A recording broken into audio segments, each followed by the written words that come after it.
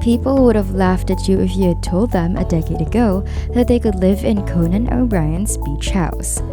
The internet has made it easier than ever to know just about anything you want. So with all this content and information available, how did you know which ones to know from and which ones actually work? Luckily for you, TTP member, for today's video, we'll be talking about Conan O'Brien. This is part 2 of a 2-part series for Conan O'Brien lists his beach house for $16.5 million. If you haven't watched part 1 yet, there will be a link down below or right up on top. Remember that while the first step is completing any of this amazing information, the second and possibly more important step is taking action, even if it's imperfect action. His speech at Harvard's class day in 2000 made reference to his career slump before being hired for the show, and he credited The Simpsons with saving him. In The Simpsons, C. O'Brien, from 1991 to 1993, Conan worked as a writer and producer for The Simpsons. They temporarily assigned writer Jeff Martin's office when he first arrived at the Fox lot. When Conan thought he might embarrass himself in front of a group of writers that he perceived as intimidating, he became anxious and self-conscious. Prior to Reese telling him that this was not the norm, he would pitch characters in their voices. Josh Weinstein described it as a 10-hour Conan show non-stop, and he quickly integrated and frequently exercised control over the space. John Artvet claimed that one of his fellow writers made the bold prediction that Conan would have assumed the role of showrunner for The Simpsons if he hadn't quit to do late night.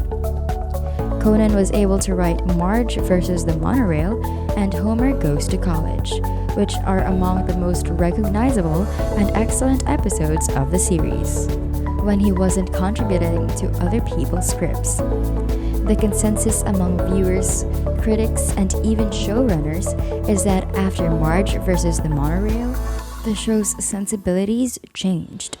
The program started out as a very realistic family sitcom, but after O'Brien made his appearance, it quickly veered off into the surreal. In addition to those episodes, O'Brien also received sole writing credit for Treehouse of Horror 4, in which he wrote the episode Wraparounds, and New Kid on the Block. Conan used to play a room character for the writers called the Nervous Writer. According to Wallace Wolodarski, he would spray Diet Coke all over himself, which we found to be an endless source of amusement. Sometimes other show writers would drop by Conan's Beverly Hills residence. Conan O'Brien and Letterman. Executive producer Lorne Michaels began looking for a replacement as a late-night host. David Letterman was getting ready to leave. Conan was asked to produce by Lorne, but then agent Gavin Polone emphasized that Conan preferred to perform. He made plans with Michaels to perform a practice audition on the tonight's show stage. The visitors included Jason Alexander and Mimi Rodriguez. The writers for The Simpsons made up the audience. Seeing this friend of yours, this guy you worked with, walk out of the behind the curtain and deliver a monologue was like something you could only dream up and you could never imagine actually happening. It was broadcast via satellite to New York, where Lorne Michaels and NBC executives watched the performance. The Conan O'Brien Late Show. On April 26, 1993, Conan was chosen to take over as host of Late Night. Conan got a call from Polone informing him of the choice as the writers went to record Homer Goes to College voice. He was lying face down on that awful shag carpet, and on that carpet, he was just motionless and comatose. I can still hear myself saying, "Wow, a really dramatic change in your life is about to occur." The premiere of Late Night with Conan O'Brien, which was broadcast from Studio 6A at 30 Rockefeller Plaza in New York City, took place on September 13, 1993, to negative reviews from critics of the day. The response was not entirely unexpected. On the day of the show's debut, Conan published an amusing essay titled O'Brien Flops in the New York Times. The Washington Post's Tom Shales suggested that O'Brien resume his previous identity, Conan Oblivion, in response to criticism of the host.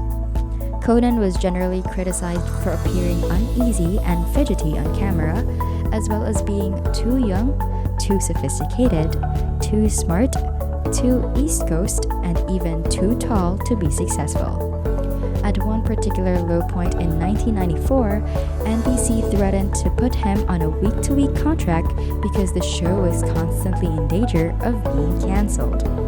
Greg Kinnear, who followed him with later at 1:30 a.m., was eagerly sought after by executives to take his place.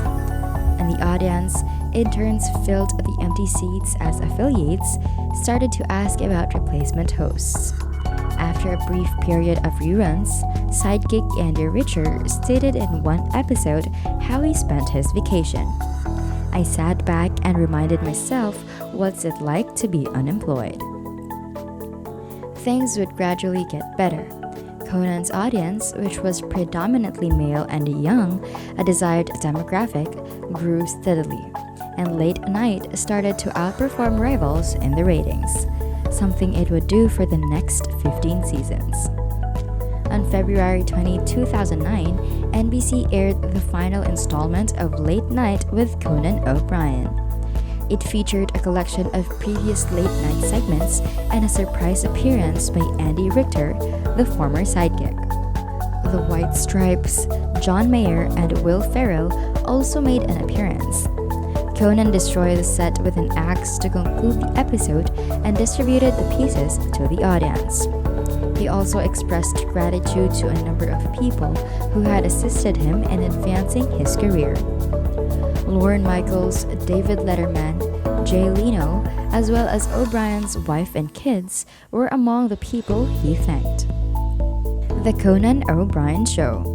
O'Brien revealed that he would host a brand new program on cable station TBS on April 12, 2010, just hours before the start of his tour in Eugene, Oregon. On November 8, 2010, the program made its debut. It starts airing every morning through Thursday and Monday to Thursday at 11 p.m. ET 10 p.m. CT Lopez Tonight with George Lopez was pushed back an hour to midnight ET 11 p.m. CT as a result of Conan's addition.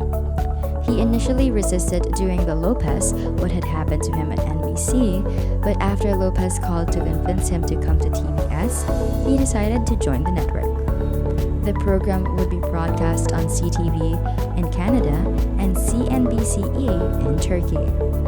NBC Universal owned USA Network, Fox, FX, Comedy Central, Showtime, and the sister networks of TBS, TNT, and HBO, among others, were said to be interested in him.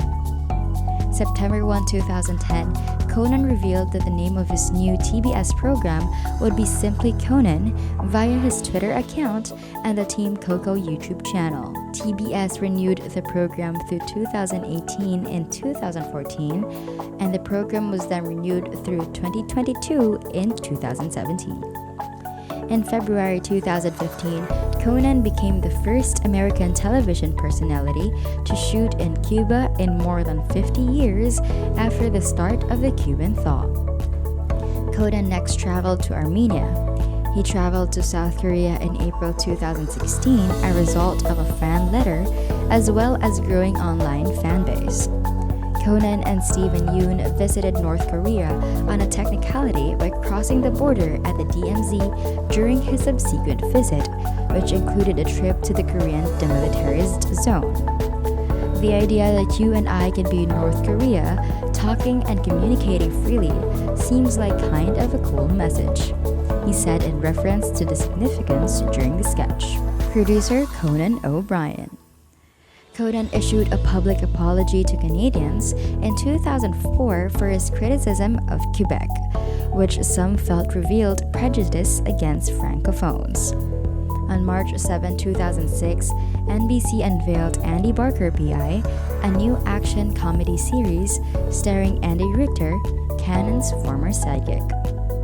He co-wrote the pilot and served as executive producer, and the show was cancelled after 6 episodes due to poor ratings, despite being one of Entertainment Weekly's top 10 shows of 2007. The medical-themed operating instructions from his production company received a pilot order from the USA Network for a 90-minute episode that is cast-dependent.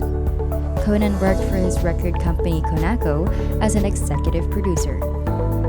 Jude Pilot and John Feasley, who previously worked on Just Shoot Me, wrote the script and served as executive producers. Outlaw, a 1-hour courtroom drama, and a half-hour comedy were the 2 pilots that NBC requested from Conaco in January 2010. On September 15, 2010, the first episode of Outlaw debuted. Salary of Conan O'Brien. Conan O'Brien was receiving a $24 million yearly salary for his immensely popular NBC television program. However, Conan left this program to work for HBO Max and Warner Media. Conan and HBO have signed a 3-year agreement for him to produce content for the network. Conan's salary under this agreement with HBO could reach $30 million annually. Conan O'Brien is also qualified for a $2 million bonus on top of this fixed salary. With millions of active weekly listeners, Conan O'Brien has grown to be one of the biggest podcasters in the world. On Earwolf, Conan's Need a Friend has more than 10 million listeners. Conan O'Brien has made over $14 million in the last year from royalties received from various platforms like Spotify. The assets of Conan O'Brien include 2 luxury yachts, 5 cars, 8 real estate properties. Additionally, there are over $20 million in cash reserves in Conan O'Brien's asset portfolio. Conan O'Brien also has a $14 million investment portfolio consisting of 12 stocks. Conan O'Brien quotes: "Nobody in life gets exactly what they thought they were going to get, but if you work really hard and you're kind, amazing things will happen." Work hard, be kind, and amazing things will happen. There are a few things more liberating in this life than having your worst fear realized. If life gives you lemons, make some kind of fruity juice. This Halloween, the most popular mask is the Arnold Schwarzenegger mask, and the best part, with a mouthful of candy, you will sound just like him. A study in the Washington Post says that women have better verbal skills than men. I just want to say to the authors of that study, duh. Starbucks says they are going to start putting religious quotes on cups. The very first one will say, "Jesus, this cup is expensive." You know why the French don't want to bomb Saddam Hussein? Because he hates America, he loves mistresses, and he wears a beret. He is French, people. Republicans have called for a National African American Museum. The plan is being held up by finding a location that isn't in their neighborhood. And that's it for this video, TTP member. Remember to subscribe to our channel, and if you feel like we've delivered value, please share this video with one person. That's right, just one person as a token of your appreciation for the hard work we put into making content that educates and helps you on your mission of building your own fortune. Remember, you can watch video after video, but it isn't until you actually take action that you'll start to see results. See you soon!